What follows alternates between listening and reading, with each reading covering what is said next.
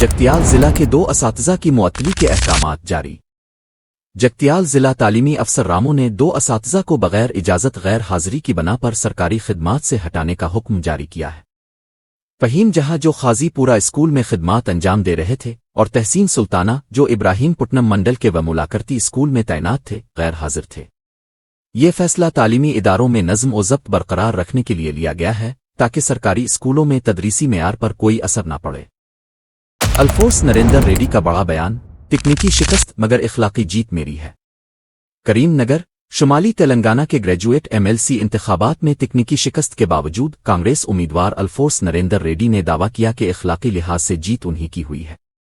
Media سے گفتگو کرتے ہوئے نریندر ریڈی نے کہا کہ غیر مؤثر ووٹوں کی شرح 11% رہی، جس میں 28,686 میں سے 10,000 سے زائد ووٹ ان کے حق میں ہوتے۔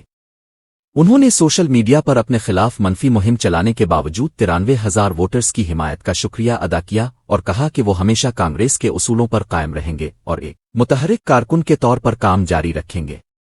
انہوں نے واضح کیا کہ انتخابی وعدوں کو پورا کرنے کے لیے وہ فوراً اپنی حکمت عملی پر کام شروع کریں گے۔ 42 اسمبلی حلقوں کا دورہ کر چکے نریندر ریڈی نے اعتراف کیا کہ کریم نگر سمیت کئی مقامات پر کانگریس میں کمزوریاں موجود ہیں۔ انہوں نے اعلان کیا کہ وہ ان خامیوں پر ایک تفصیلی رپورٹ تیار کر کے پارٹی قیادت کو پیش کریں گے اور جہاں بھی ضرورت ہو اصلاحات کی کوشش کریں گے۔ EVM گودام کا معائنہ کرنے پہنچے ضلع کلکٹر۔